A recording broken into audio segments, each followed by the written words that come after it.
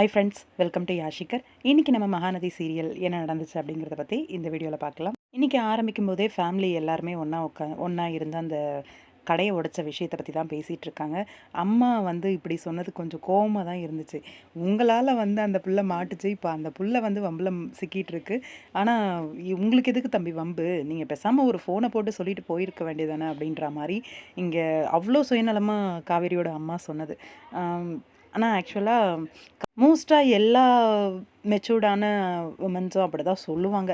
நம்மளுக்கு எதுக்கு வம்பு? நம்ம தலையை கழிச்சிட்டு போவோம். நம்மளால வந்த பிரச்சனைனாலும் நம்ம அதில் இன்வால்வ் ஆகக்கூடாது அப்படிங்கிற மாதிரி. அதே சேம் தான் காவேரியோட அம்மாவும் சொல்கிறாங்க.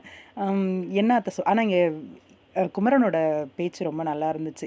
என்ன அத்தை சொல்கிறீங்க? நம்மளால வந்து அவர் சிக்கி இப்போது அவருக்கு வந்து பிரச்சனையாக இருக்குது. காவேரியை பழி வாங்குறேன்னு சொல்லி எல்லாத்தையும் பண்ணிக்கிட்டு இருக்கான். இதில் அவர் என்ன பண்ணுவார்?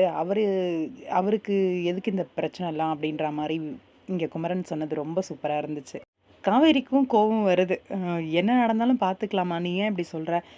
அவனை சும்மா விடக்கூடாது அப்படிங்கிற மாதிரி நீ இப்படி சொல்லி சொல்லி தான் இந்த மாதிரி வந்து நிற்கிது அப்படின்ற மாதிரி காவேரியும் திட்டுறாங்க. இங்கே குமரனும் என் கடையை உடைச்சதுக்கு அவன் பதில் சொல்லியே ஆகணும், சும்மா விட மாட்டேன் அப்படின்னு சொல்லி இன்னொரு பக்கம் காவேரி நல்லா படுத்து தூங்கிட்டு இருக்காங்க.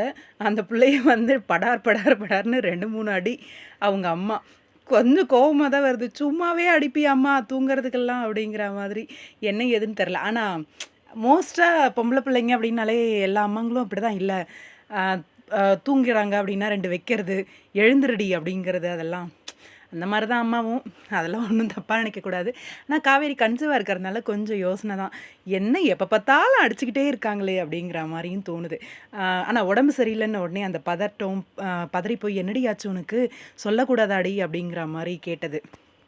என்னவோ சீக்காளி தொத்து வியாதி மாதிரி ஏ தூரப்போ அப்படின்னு கங்காவை சொல்கிறதும், நான் அந்த ரூமில் போய் இருந்துக்கிறேன் அப்படின்னு யாரையும் வர விடாமல் கொஞ்சம் ஓவர் தான். என்னென்னா இங்கே விஜய் வர வைக்கிறதுக்காக இந்த ட்ராக் அப்படிங்கிறது நல்லா தெரியுது. இன்னொரு பக்கம் விஜய்க்கு கால் பண்ணி இங்கே ரூமில் விஜயோட ரூமில் இருக்காங்க.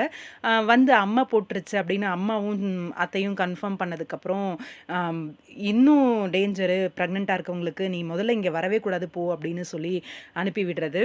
இன்னொரு பக்கம் காவேரி ரொம்ப ஃபீலிங்ஸோட தன்னோட குழந்தைய நினச்சி உட்காந்துட்டு இருக்காங்க. விஜய் வந்து வாய்ஸ் நோட் அனுப்பின உடனே கால் பண்ணி விஜய் கிட்ட சொல்கிறாங்க.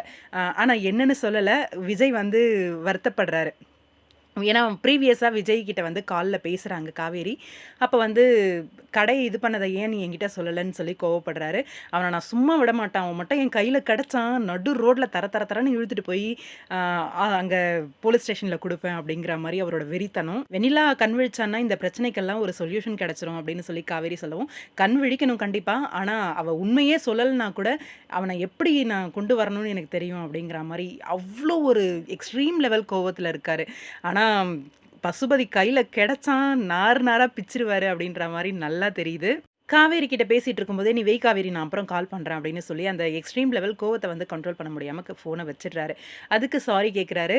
சாரி காவேரி, நான் வந்து அவ்வளோ ஒரு கோவத்தில் இருந்தாங்க, கடையை போய் பார்த்துட்டு வந்ததுனால நான் அந்த கோவத்தை அப்படியே உங்ககிட்ட காமிச்சிட்டேன் அப்படிங்கிற மாதிரி. அதெல்லாம் இல்லைங்க அப்படிங்கிற மாதிரி காவேரியும். நம்ம தப்பு பண்ணிட்டோமோ அப்படின்னு யோசிக்கிற அளவுக்கு கூட இங்கே நிறைய ஹஸ்பண்ட்ஸுக்கு டைம் இல்லை அப்படின்னு சொல்லணும். டைம் இல்லைன்றதை விட யோசனையே இல்லை அப்படின்னு தான் சொல்லணும். அந்த வகையில் பார்த்தா நம்ம விஜய் வந்து எல்லா இடத்துலையுமே ஒரு பெர்ஃபெக்ட் அப்படின்ற மாதிரி காட்டியிருப்பாங்க. இங்கே காவேரி தனக்கு அம்மா போட்ட விஷயத்த சொன்ன உடனே விஜயும் பதறாரு. என்னடி ஆச்சு அப்படின்ற மாதிரி. உடனே நான் டாக்டர்கிட்ட பேசிட்டு நான் வரேன், உன் காலுக்கு நீ வெயிட் பண்ணு, நீ எதுவும் பதட்டப்படாத, ஒன்றும் ஆகாது அப்படின்னு. அத்தை வேற ப்ரெக்னெண்ட்டாக இருந்தால் ப்ராப்ளம் அப்படின்னு சொல்லவே இன்னும் கொஞ்சம் பயப்படுறாங்க. உடனே ஆனால் காவேரிக்கு ஆறுதல் நல்லாவே சொல்கிறாரு, கால் டாக்டருக்கு பண்ணணும் அப்படின்ட்டு. இப்போ உங்கள் ரூமில் தனியாக இருக்கேன் அப்படின்னு சொல்லவே காவேரியை பார்த்துக்கிறதுக்காக விஜய் வந்தாச்சு. எஸ், விஜய் வந்ததை பார்த்த கதவை திறந்த உடனே ஐயோ என்னங்க இங்கே வரீங்க அப்படிங்கிற மாதிரி காவேரி. ரொம்ப நல்லா இருந்துச்சு. இதுக்கு மேலே விஜய் பார்த்து பாருப்பா, ஒன்றும் பயப்பட வேண்டாம் அப்படிங்கிற மாதிரி. பார்க்கலாம், வெயிட் பண்ணி நாளைக்கு எபிசோடு இன்னுமே இன்ட்ரெஸ்டிங்காக இருக்கும் அப்படின்னு எதிர்பார்க்கலாம். உங்களோட கருத்துக்கள் என்ன அப்படின்னு கமெண்ட் பாக்ஸில் சொல்லுங்கள்.